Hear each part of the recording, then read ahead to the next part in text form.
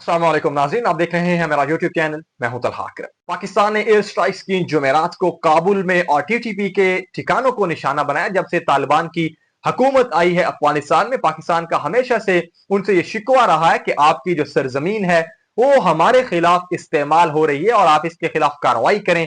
लेकिन अफगानिस्तान की जो हुकूमत है उसने कार्रवाई भी नहीं की और जो पाकिस्तान के अगेंस्ट में वहां से कार्रवाइयां हो रही हैं उनको भी फैसिलिटेट कर रही है। तो पाकिस्तान के ये शिकवे जो हैं वो शुरू से रहे हैं अफगानिस्तान की हुकूमत के साथ। और अब पाकिस्तान ने दोबारा से 2024 में भी पाकिस्तान ने वहां पर एयर स्ट्राइक्स की थी, टीटीपी के निशानों को ठिकाना बनाया था। और अभी पाकिस्तान ने जुमेरात को काबुल में एयर स्ट्राइक्स की हैं और टीटीपी के निशानों को ठिकाना बनाया है। तो नाज़रीन, एक ये है। और दूसरी तरफ अगर आप देखें तो अफगान वजीर खारजा जो है वो 6 रोजा दौरे पर दिल्ली में इस वक्त मौजूद हैं और दिल्ली के साथ उनके ताल्लुकात जो हैं वो इस वक्त री एस्टेब्लिश हो रहे हैं। अगर देखा जाए तो 4 साल के बाद, जब से 15 अगस्त 2021 के बाद से अफगानिस्तान में तालिबान की हुकूमत है, तो पहला उनका ये हाई प्रोफाइल विजिट है इंडिया का। और इंडिया ने अपनी जो एम्बेसी है उसको रीओपन करने की अनाउंसमेंट की है अफगानिस्तान में।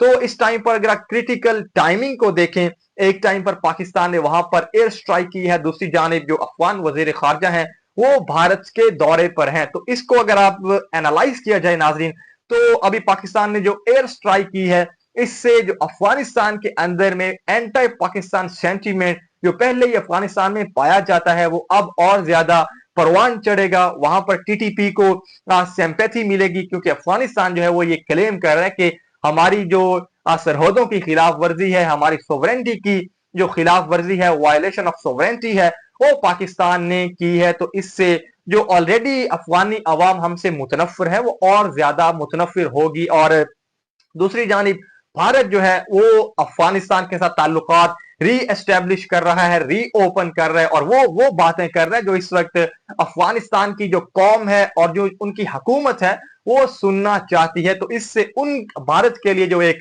सिंपैथी है वो वहां पर पैदा होगी। और अगर देखा जाए नाज़रीन इसको और कॉन्टेक्स्ट में, तो 2021 से पहले तक का जो दौर था, 2021 में अफगानिस्तान की हुकूमत आई है, उससे पहले का जो टाइम पीरियड था वो पाकिस्तान के लिए कुछ अच्छा नहीं था, क्योंकि उसका ईस्टर्न बॉर्डर जो है वो भी इनसिक्योर था, उसका वेस्टर्न बॉर्डर जो है वो भी इनसिक्योर था। क्योंकि हमारे ये क्लेम रहे हैं कि 2021 से पहले कि अफगानिस्तान में टीटीपी की जो कार्रवाइयां हैं उनको भारत जो है वो फैसिलिटेट कर रहा है और भारत जो है वो अफगानिस्तान की सरजमीन को अगेंस्ट पाकिस्तान यूज कर रहा है। और अभी भी वो बाज नहीं आया और अभी भी अगेंस्ट में पाकिस्तान के अफगानिस्तान की जो सरजमीन है वो भारत उसको यूज कर रहा है। तो पाकिस्तान के ये क्लेम थे 2021 में, जब वहां पर तालिबान की हुकूमत आती है, अमेरिका वहां पर अपना सारा सरो सामान जो है वो छोड़कर भागा। उसके बाद भारत ने भी अपनी एम्बेसी को क्लोज किया और भारत ने जो है वो भी वहां से निकला।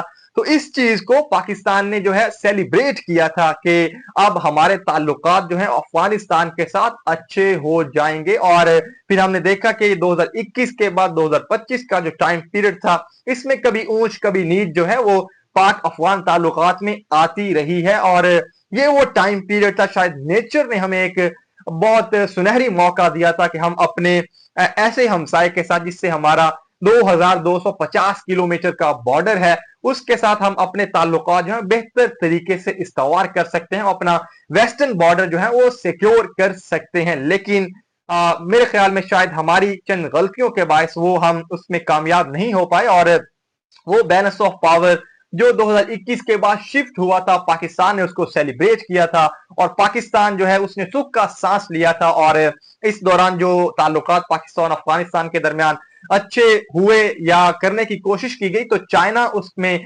मेन प्लेयर था जिसने इन दोनों प्लेयर्स के दरमियान, पाकिस्तान और अफगानिस्तान के दरमियान ताल्लुकात अच्छे करने की कोशिश की। तो वो जो बैलेंस ऑफ पावर पाकिस्तान के पलड़े में आया था, अब शायद दोबारा भारत जो है वो अफगानिस्तान में स्ट्रेटजिक गेम जो है वो खेलने की कोशिश करेगा, क्योंकि अब वो भारत अफगानिस्तान में अपनी एम्बेसी दोबारा से ओपन कर रहा है और वो जो बैलेंस ऑफ पावर है वो खा मार के हक के बाद पाकिस्तान के पलड़े में आया हो या 2021 में भारत के वहां पर अपनी एम्बेसी को क्लोज करने के बाद पाकिस्तान के पलड़े में आया हो, शायद अब वो दोबारा से रीशफल होगा और अब भारत जो है वो उसको वहां पर दोबारा से स्ट्रेटजिक गेम खेलने की कोशिश करेगा अगेंस्ट पाकिस्तान। वो पहले भी पाकिस्तान के अगेंस्ट में अफगानी सरजमीन को यूज करता था, वो अब भी कर रहा है और शायद अब वो आइंदा मुस्तकबिल में भी जारी रखेगा। तो इससे पाकिस्तान को जो उसके कंसर्न ऑलरेडी मौजूद हैं उनमें शायद अब मजीद इजाफा होगा। और इस दौरान अगर 4 साल का एनालिसिस किया जाए कि पाकिस्तान को नेचर ने एक मौका दिया कि अपने ताल्लुकात बेहतर तरीके से इस्तवार करे अफगानिस्तान के साथ, तो उसमें देखा जाए तो इदारे जो है वो कुछ और कहते थे, केपीके की हुकूमत जो है वो कुछ और कहती थी। तो इस वजह से जो पॉलिटिकल इंस्टेबिलिटी थी, आपस की जो लड़ाइयां थी, उसकी वजह से शायद हम इस चीज में कामयाब बेहतर तरीके से नहीं हो पाए। और अभी इस करंट टाइम पर भी देखें तो एस्टेब्लिशमेंट का एक और जो है वो मौकफ है, दूसरी जानिब केपीके की हुकूमत है उसका और मौकफ है। और इमरान खान साहब ने सिर्फ एक सूबे का वजीर आला भी इसी बेस पर चेंज किया कि जो सूबे में इस टाइम पर मिलिट्री ऑपरेशन हो रहे हैं वो रुकने चाहिए। और अभी सुहेल अफरीदी को उन्होंने नया वजीर आला सिर्फ इसी बुनियाद पर नामजद किया है। तो आने वाले वक्त में चीजें किस तरफ जाएंगी, क्योंकि अगर आप देखा जाए तो इस टाइम पर पाकिस्तानी स्टेट की जो उसकी जो पॉलिसी है वो बहुत ज्यादा क्लियर है। सबसे पहले उसको अगर आप इस तरह सीक्वेंस में देखें तो एक बयान आता है कोर कमांडर कॉन्फ्रेंस का कि क्रिमिनल और पॉलिटिकल और जो टेरर नेक्सस है अब भी हमें काबिल कबूल नहीं है। जबकि इससे बढ़कर आगे अगले दिन वजीर आजम पाकिस्तान का एक मैसेज आता है, वो बयान जारी करते हैं कि अब जो दहशत गर्दों को पनाह दे रहे हैं उनके खिलाफ भी उसी तरह की कार्रवाई होगी। मतलब वो एक स्टेप आगे चले गए। फिर उसके बाद वजीर दिफा का एक मैसेज आया ख्वाजा आसिफ का, उन्होंने ये कहा कि पनाह देगा इन दहशत गर्दों को, उनके खिलाफ उससे ज्यादा जो है वो सख्त कार्रवाई की जाएगी। तो इस टाइम पर सुहेल अफरीदी को जो नामजद किया गया है, पहले तो उनके बनने में बहुत सारी रुकावटें हैं।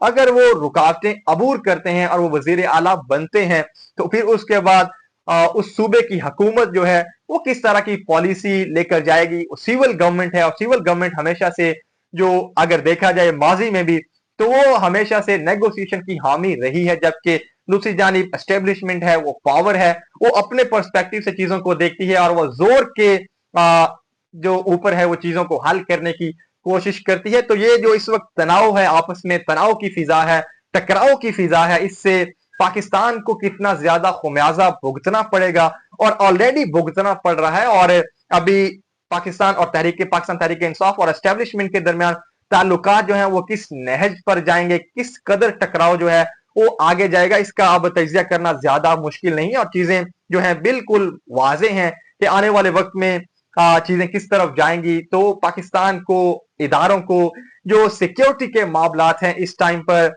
मेरे ख्याल में सबको आपस के इख्तलाफात भुलाकर एक पेज पर बैठना चाहिए, ताकि रोजाना की बुनियाद पर जो हमारे फौजी शहीद हो रहे हैं, जो हमारी आम आवाम, हमारे सिविलियन शहीद हो रहे हैं, जिनके जनाजे हम अपने कंधों पर उठा रहे हैं, अब वो चीज खत्म हो और पाकिस्तान जो है वो एक अमन का गहवारा बने, दुनिया में तरक्की करे। इस मकसद के लिए ये मुल्क बना था, अपने उस मकसद को अचीव करे। अल्लाह ने के बाद।